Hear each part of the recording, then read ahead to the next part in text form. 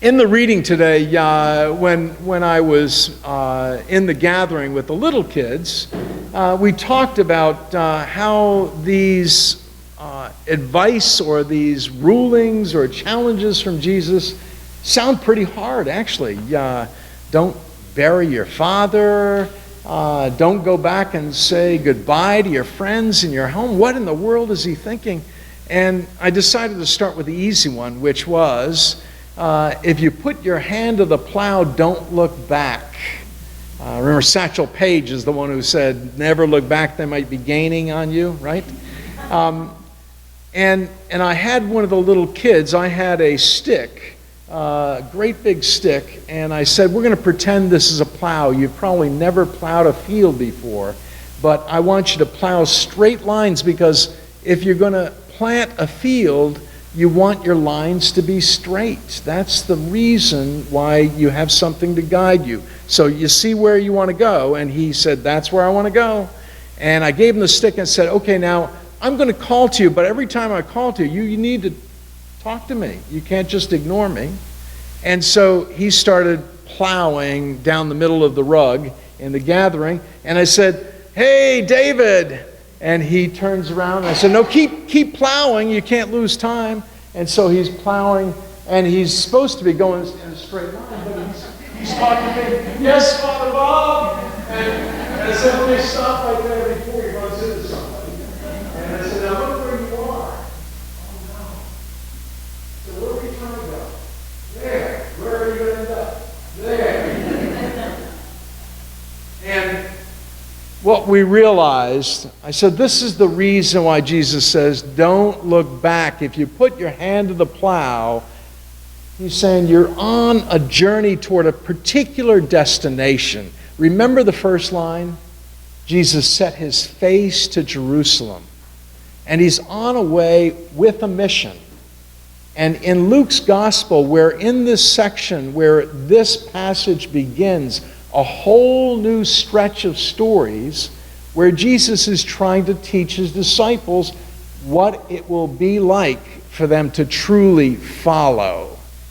And one of the lessons is, if you take your eye off the destination, you're going to get lost.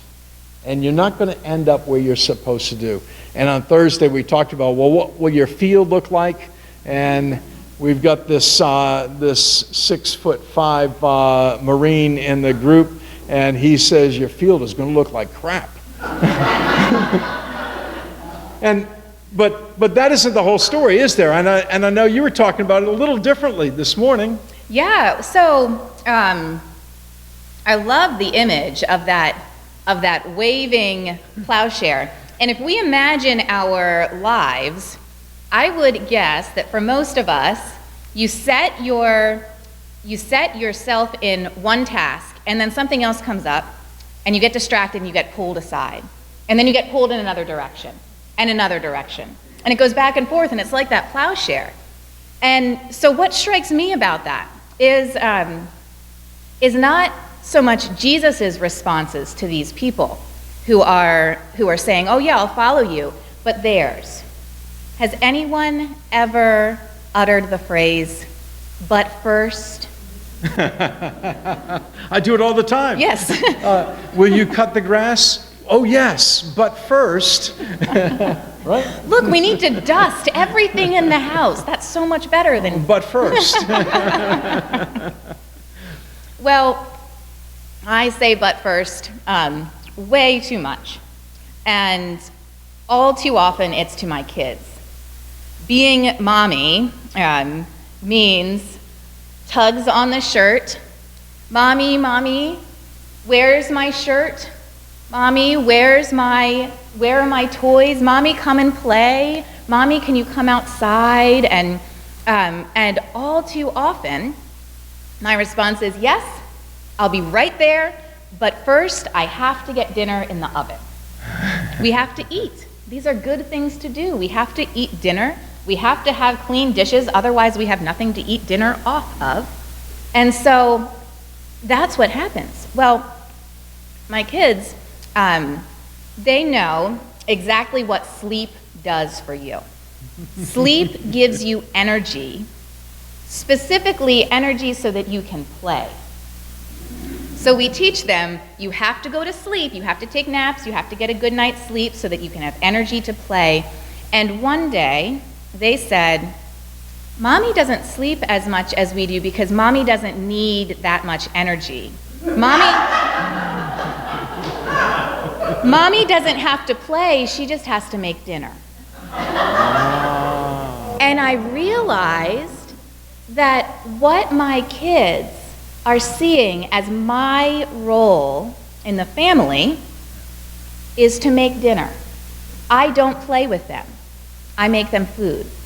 And they weren't judging, they were appreciative of the dinner and everything, but it struck me that my but firsts to make that dinner or to put away those clothes are getting in the way of that relationship. And so, on Tuesday night, we had an extended vestry meeting, which starts at 5:30, and I knew I wasn't going to have time to eat dinner with the kids or Ben, and I wasn't going to be able to help put them to bed or anything. And I'd planned on making dinner for everyone to eat, and then I said, you know what? We've got chicken nuggets in the freezer. Those can be heated up easily enough, so Mommy has to go to work, but first, let's go and play in your pool. And so we did. And when I went to the vestry meeting, I'm sitting there and I can smell the chlorine on my skin. And I know that finally I have made the right but first. Right. Yeah. I think this is one of the keys to this passage is Jesus is saying, it's not that these are bad things. Right. It's not that burying your father, that's something we need to do, right? Saying goodbye and farewell to our friends before we go on a journey. We need to do these things. His point is that too often we put the wrong things in priority over the right things. And Martin Luther used to say that we are not easily tempted by evil, we are tempted more likely by good things. And most of the time, it's the good things that come up that stop us from actually doing the very most critical and important, best things. And this is part of this whole parable for me. Actually, there's a little story some of you may have heard about the devil has 3 tempters, and they're there for a conference on how they're going to make it so that human beings do not follow God's rule. And the first one says, well, I think the answer so that they won't follow Jesus anymore is convince them that he's not really the Son of God, and then they'll all fall away and we'll have full control. The devil says, we tried that. It didn't work. We even convinced them so much that they killed him. And what did he do? He rose from the dead and convinced everybody it really is God's Son.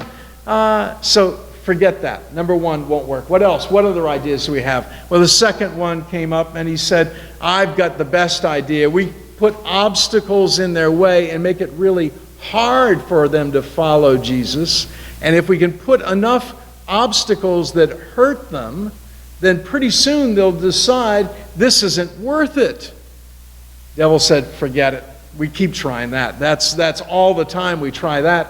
And what happens is they pray to God and God gives them help, and all of a sudden they get it done anyway, and not only do they become even stronger, then other people see it and get inspired.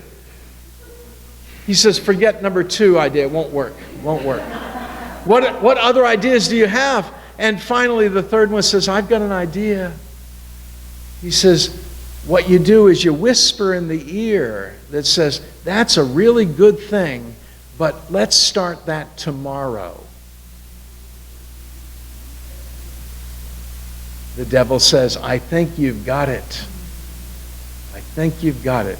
Because my mother used to tell me all the time when I said, tomorrow is a good day to start that. She said, Bobby, tomorrow never comes.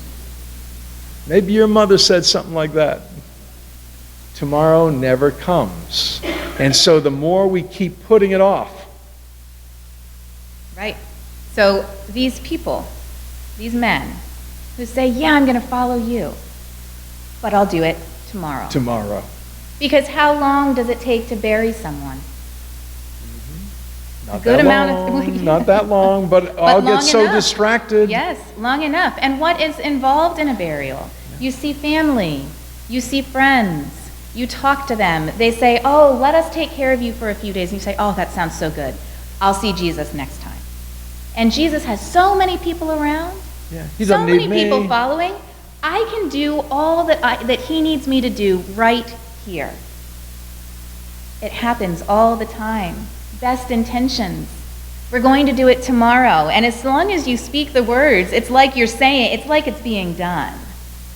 So what our task is, what's being put in front of us, is actually in some ways more challenging than it originally appears when we say, Jesus is asking me not to bury my father or to say bye to my family. No, Jesus is asking you to be able to identify what your highest priority is in each moment, because it's always changing. What's important right now may be different than what's important tomorrow or the next day in the same exact context. And so we're always having to decide and to figure out what we do, what we put first. So what faces us today is really how we use that word. Right. Don't say, but first. Instead, get ready to follow on the road. And Jesus, all this summer, is going to be giving us lessons about what it means to be a faithful follower, one who doesn't get off track, and one who manages to always put the highest priority, the good, always at the top. And don't let all the other things get in the way. So we're all going to go home and have dinner, but first, let's continue with prayers of the